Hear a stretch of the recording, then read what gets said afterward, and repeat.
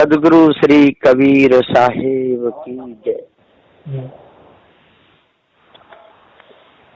विश्व वंदनीय संत सम्राट वंदी छोर सदगुरु श्री कबीर साहब जी, मेरे हृदय मंदिर के आराध्य परम पूज्य गुरुदेव जी, पूजा के योग से संत समाज में चरण कमलों में सिर झुका के तिरबार बंदी करता हूँ। बोलिए श्री सदगुरुदेव की जय। आवाज आ रही है? हाँ आ रही सर। हाँ। तो बंदी छोर सदगुरु श्री कबीर साहब जी कहते हैं अपने सदग्रंथ बीजक मूल में, जहिया जन्म मुक्ता हता तहिया हता न कोई, छठी तुम्हारी हो जगह तू कहाँ चला भी कोई। जहिया जन्म मुक्ता हता, ये मनुष्य जन्म ही मुक्त होने का स्थान है और कोई नहीं है। और मनुष्य जन्म में जब मनुष्य अपना सुधार कर लेता है और तब ही मुक्ति हो सकती है, नहीं तो नहीं। मुक्ति कोई वस्तु नहीं है, छूटना ही मुक्ति है। ये खानी वानी दो जाल विशाल जाल हैं। ये तंत्र मंत्र जादू टोना हवन होम ईश ब्रह्म परमात्मा देवी देवता पत्थर पूजा 4 वेद 6 7 18 पुराणों की जो वाणी है, ब्राह्मण क्षत्रिय वैश्य शूद्र शेख सैयद मुगल पठान, ये जितने भी जो मानंदी लगी हुई है, यही मुक्ति नहीं होने देती ये मानंदी। और ये मानंदी छूट जाए तो जीव तो मुक्त है ही है। तो सदगुरुदेव जी कहते हैं जहिया जन्म मुक्ता होता, ये मन जन्म मुक्त होने का स्थान है। और इसमें आकर के जो भी यत्न करेगा मुक्ति का, चाहे वो स्त्री हो चाहे पुरुष हो, कोई भी हो, तो उसकी मुक्ति हो जाएगी। मानो वो छूट जाएगा। छूटने का नाम ही मुक्ति है। और कोई कोई लोग समझते हैं कि कहीं मुक्ति मिलेगी। मुक्ति कोई वस्तु तो है नहीं तो कहीं मिलेगी, है ना। और छूट गई बस मुक्ति हो गई। तो ये विषयों का जाल है, भ्रमभूल कल्पना का जाल है। ये जितना भी ये संसार में जो भूत चुड़ैलों का जो जाल है, ये मायावी गुरबा लोग ऊंचे ऊंचे मंचों पर बैठ करके और जो भाषण देते रहते हैं झूठे, है ना, लवार लोग, जो सारे के सारे बधे हुए हैं और दूसरों को भी बांधते रहते हैं। हाथ की सफाई लाख की सफाई अपनी चतुराई से और बांधते रहते हैं, धोखे में डालते रहते हैं। हाँ, गणित लगाते हैं और गणित तो इनका सही होता ही है। और उसके अनुसार बताए कि सारे संसार के लोगों को लूटते रहते हैं। तो सदगुरुदेव जी पुकार के समझाते हुए कहते हैं कि जिसने और भ्रम को नहीं त्यागा और विषय जाल को नहीं त्यागा, तो समझ लो उसने कुछ भी नहीं त्यागा। और विषय जाल और भ्रम जाल जिसने त्याग दिया तो समझो वो छूट गया, है ना। पर आंख बनी पर दीख इतना है, बनो आंधरो खासो जा जग में भाई देखो अजब तमाशो। आंख तो बनी है लेकिन इनको दिखता ही नहीं है। न देख लो, जो मूर्ति जो बनाता है कारीगर, उसमें आंख भी लगा देता है लेकिन उन आंखों से दिखता नहीं है। तो कितना भी उनके आसपास घूमता रहे, बैठा रहे, सिर पटकता रहे, दूध भी चढ़ाता रहे, लेकिन उन आंखों में प्रकाश नहीं है। तो उस मूर्ति में जीव ही नहीं है। तो वो मूर्ति तेरे को देखेगी या कोई उपदेश देगी? ऐसा होता है। तो आंख बनी पर दीख तुना है, बनो आंधरो खासो। जिस देवता की तू पूजा कर रहा है उसकी आंख तो है और तेने वो मूर्ति भी बना दी है लेकिन उसे दिखता नहीं है। वो देवता ही अंधा है और तू भी अंधा हो रहा है जानबूझ करके। तेरी आंखों से तो दिखता है और लेकिन जो तेने मूर्ति बनाई है और उसमें जो कौड़ी की आंख लगाई है उनसे नहीं दिखता है। इसलिए भाव होता है सही, है ना। कोई राम का उपासक है, कोई कृष्ण का उपासक है, कोई किन्हीं का उपासक है। वो इष्ट थे और इष्ट की तरफ लगन है, राम की तरफ श्याम की तरफ, तो वो भाव तो ठीक है हृदय में। लेकिन उनकी मूर्तियां बना बना के पूजना, है ना, उनके आसपास घूमना, वो गलत है। है ना। तो राम ने अच्छे कर्म किए तो अच्छे कर्म को धारण कर लो, कृष्ण ने अच्छे कर्म किए उनको धारण करो, और जो विष्णु ने अच्छे कर्म किए उनको धारण कर लो और उनके अनुसार चलो, और श्री कबीर साहब ने अच्छे कर्म किए उनको धारण कर लो, है ना। सदग्रंथ को पढ़ो जिसमें भाव से छूटने का उपदेश हो, उन्हें ग्रंथों में उनको पढ़ो। लेकिन अब कैसी गति हो गई है, राम के प्रति किसी का भाव है ही नहीं, न कृष्ण के प्रति भाव है, वह मूर्तियों को पूज रहे है ना, उस पर डालते रहता है, इससे कल्याण होगा, उससे कल्याण होने वाला नहीं है। कोई कोई तो कबीर साहब की भी मूर्ति बना लेते हैं, उसको पूजने लगते हैं, चाहे मूर्ति कबीर साहब जी की हो, चाहे राम की हो, चाहे श्याम की हो, किसी की भी हो, वो तो जड़ है और कारीगर ने बनाई है, उस मूर्ति को दिखता नहीं, वो चल फिर भी नहीं सकती है, अपनी इच्छाओं को भी प्रकट नहीं कर सकती, खान पान के जो पदार्थ उनको भी नहीं वो मांग सकती, है ना। मिर्ची पसंद है कि नमक पसंद है कि तीखा खट्टा मीठा, यदि भोजन बना के सामने रख दो, उस मूर्ति को क्या मालूम, कुछ भी नहीं। इसलिए उन महापुरुषों का जो ज्ञान था, जो विचार था, जो अच्छे उनको धारण करो और बुरे विचार उनको त्याग दो, है ना। क्योंकि अच्छे विचारों को धारण करोगे तो आपका जीवन अच्छा बनेगा, बुरे करोगे तो बुरा लगेगा। अब कहोगे ये कर्म उन महापुरुषों ने करे, और उन्हें करे सो करे, उनकी करनी उनके साथ और आपकी करनी आपके साथ, जैसी करनी तैसी भरनी, है ना। कर्म जो करेगा उसका तो फल भोगना ही पड़ेगा, है ना, सबको भोगना पड़ा है।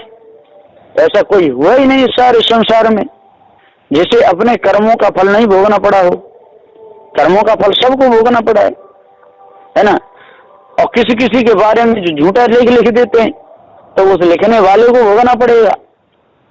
यदि कृष्ण ने गोपिकाओं के वस्त्र चुराए होंगे तो उसका दोष उनको लगेगा, और यदि नहीं चुराए और कवि ने वैसे ही उनके बारे में लिख दिया कि ले गई चीर मुरारी के नटवर गिरधारी, तो लिखने वाले को, है ना, उसको पाप लगेगा, दोष लगेगा, है ना।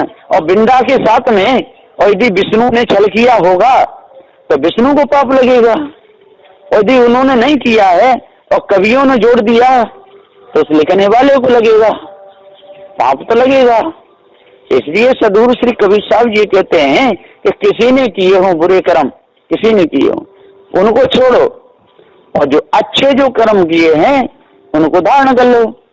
राम ने यदि शंभु ऋषि का सिर काटा होगा तो पाप उनको लगेगा, है ना, और नहीं काटा होगा तो लिखने वाले कवियों को लगेगा, है ना, झूठ बोलने वाले को भी लगेगा।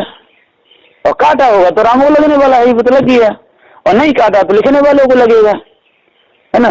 तो सदगुरुदेव जी पुकार के, और ये तो बात बिल्कुल पक्की है कि अगस्त मुनि समुद्र को पी ही नहीं सकते, और पी भी गए तो इतना बड़ा उनका पेट भी नहीं था, और फिर कहते पेशाब गिरफ्ता वो समुद्र निकला तो उनका शरीर ही फट जाता। ये सारी बेकार की बातें इन मायावी गुरुवा लोगों की, ऐसा होता ही नहीं है ना। उन्होंने तो नहीं पिया, पर इन कवियों को तो दोष लगेगा, क्योंकि इतने बड़े महापुरुषों को दोष लगाने वाले ये कैसे बच सकते हैं, इनको तो दोष लगेगा ही लगेगा। क्योंकि अगस्त मुनि को जो दोष लगाया है ना, उनकी हंसी उड़ाई है, ये महापुरुषों की हंसी उड़ाना है कि सारे समुद्र को पी गए और फिर पेशाब गिरफ्तार निकाल दिया, तो ये हंसी उड़ाना नहीं है तो और क्या है। ये कितनी बड़ा व्यंग है, कितनी बड़ी हंसी उड़ाई है, इसलिए उनको दोष लगेगा, है ना। और हनुमान राम के भक्त थे, द्रोणाग्र से बूटी लाई, ये तो हो सकता है बूटी लाए होंगे, और ये भी हो सकता है कि बूटी कहीं सूख नहीं जाए तो उन्होंने गीली मिट्टी ले ली होगी 2-4 किलो, और लेकर के वो बूटी को उसमें लगा लिए होंगे गीली मिट्टी में कि वहां तक हरी बनी रहे, तो ऐसे तो ला सकते हैं। लेकिन लोग कहते हैं पूरे द्रोणाग्र पर्वत को ही उखाड़ लाए, ये हनुमान की हंसी उड़ानी है ना। ये बहुत बड़ा दोष लगाना है, क्योंकि पर्वत कोई मामूली चीज नहीं है ना, पूरी पृथ्वी में उसकी तक होती है, और बहुत भारी बड़ा पर्वत, और उसको हनुमान उखाड़ करके हाथ में रख करके लेके चले, तो इन कवियों को दोष लगेगा, जो बचेगा नहीं, क्योंकि झूठा दोष लगा, भक्त की हंसी उड़ाई है और मुख बंदर कर दिए, पीछे पूछ लगाई है और भक्त की हंसी उड़ा दी, मुख बंदर का बना दिया, द्रोणाग्र पर्वत को उखाड़ लाए, कैसी कैसी बात है। है ना, 13 लाख गुना बड़ा पृथ्वी से सूर्य, उसको गाल में रख लिया। अब इससे ज्यादा हंसी और क्या उड़ाएंगे, है ना। अभी भी कोई कह दे कि हमारे गुरुजी हैं और वो 50 किलो आटे की रोटी खा लेते हैं, तो वो कैसे खा पाएंगे? नहीं, 50 किलो आटे की रोटी खाने का मतलब जितने वहां पर रहते हैं रहने वाले लोग खा लेते होंगे, नाम उनका है, लेकिन गुरुजी खा लें ऐसा तो होता ही नहीं। यदि ऐसा कहें गुरुजी खाते हैं और लेख में लिख दिया जाए तो ये तो बहुत बड़ी हंसी उड़ाना है ना। तो हनुमान थे, लक्ष्मण के सब जब शक्ति लगी और राम ने जो भेजे द्रोणांग पर्वत पर, तो वहां से गीली मिट्टी में या किसी गमले में बाल्टी ले गए होंगे या उनके पास कमंडल होगा, उसमें गीली मिट्टी भर करके उसमें वह बूटी को चिपका लाए कहीं सूख नहीं जाए, है ना। ये तो ठीक है, लेकिन लोग कहते हैं पूरे पर्वत को उखाड़ लाए, ये बहुत बड़ी भूल है। इसलिए आज विचार करके और इन पर विचार करना चाहिए। जो बढ़ा चढ़ा करके बहुत बात लिखती है और इसमें बड़े बड़े ज्ञानी बड़े बड़े ध्यानी भूले हुए हैं और बड़े बड़े मंचों पर बैठ करके और इस प्रवचनों को बोलते रहते हैं, लेकिन विचार नहीं करते। यदि विचार करें तो बात समझ में आवे, और विचार करते नहीं इसलिए कोई बात समझ में आती नहीं, और जैसा जो लिख गए उसी को मान लेते हैं, लेकिन विचार नहीं करते। जो भी बुरे कर्म करेगा उसको लगेगा, है ना। अब कुंती ने और कहते हैं सूर्य को बुलाया और सूर्य के द्वारा उसके कर्ण जन्मा, और यदि बुलाया होगा उसने ऐसे कर्म किए होंगे तो कुंती को दोष लगेगा, वह सूर्य को दोष लगेगा। और यदि नहीं किए होंगे और इन्होंने जो लिख दिए ग्रंथों में तो इस लिखने वाले कवियों को दोष लगेगा। 10 दोष हैं तन मन वचन के, इन्हें गुरु परखाते हैं, और जो नहीं इनका त्याग करें वो अंत समय पछताते हैं, है ना। तन के मन के वचन के 10 दोष हैं, और इनसे जो भी इन कर्मों को करेगा, इन दोषों को करेगा, वो बचेगा नहीं, चाहे गुप्त में करे और चाहे प्रकट में करे। गुप्त प्रकट है एक दूधा, काको कहिए ब्राह्मण शूद्रा, और गुप्त प्रकट में एक दूध है। कौन ब्राह्मण और कौन शूद्र, है ना। सब बच्चे जितने मनुष्य के हैं और पेट में जाकर के बढ़ते हैं, और जब अवधि पूरी हो जाती है उनका जन्म हो जाता है। और इन लोगों ने कैसी कल्पना की है कि मुख के द्वारा जन्म हुआ, हाथों के द्वारा जन्म हुआ, है ना, जंघा के द्वारा जन्म हुआ, पैरों के द्वारा जन्म हुआ। ये तो सारी बेकार की बात है। जन्म होने का मतलब होता है, संत गुरुजन बताते हैं कि ब्राह्मण का जन्म मुख से हुआ, मुख से कहे उसको पढ़ा लिखा करके मुख से और विद्वान बना दिया, तो वही हो गया मुख से द्वारा, है ना। हाथों के द्वारा और छत्री को तीर तलवार भाले चलाना सिखा दिए, वो छत्री हो गया, है ना। और वैश्य कहते इसका पेट से जन्म हुआ, तो उसको कहते वनिज व्यापार करना सिखा दिया, इससे पेट भरा जाता है, पैसा पैदा होता है। तो उसको, और शूद्रों को पैरों से, तो उसको वो पढ़े लिखे, उनको पढ़ाई लिखाई का वो दिया ही नहीं, और कहे आप वैसे सेवा करो, तो उनको मुख से ही जन्म हुआ, है ना। मुख से ही कह के ब्राह्मण बना दिया, और मुख से ही कह के क्षत्रिय बना दिया, और मुख से कह के वैश्य बना दिया, और मुख से कह के शूद्र बना दिया, है ना। यदि चारों को बराबर विद्या दी जाती तो चारों के चारों ब्राह्मण, और चारों को बराबर सिखाया जाता तीर तलवार भाले ये चलन, तो चारों ये छत्री, और यदि चारों को जो वनिज व्यापार करना ये सब सिखाया जाता तो चारों वैश्य, और चारों को पढ़ाया लिखाया नहीं जाता था तो चारों के चारों गधे रह जाते वैसे ही, है ना। तो सदगुरु देव यहाँ पुकार के समझाते हुए कहते हैं ना कोई ब्राह्मण है, ना कोई क्षत्रिय है, ना कोई वैश्य, ना कोई शूद्र है ना। ये सबका जन्म एक ही द्वार से होता है और एक ही विधि से होता है, और कोई दूसरी विधि से नहीं हो सकता है ना। मुख में से किसी का न जन्म हुआ न होगा, किसी का न जंघाओं में से न किसी का जन्म हुआ न होगा, न भुजा से न किसी का जन्म हुआ न होगा, न पैरों से। ये तो सारी बेकार बात है।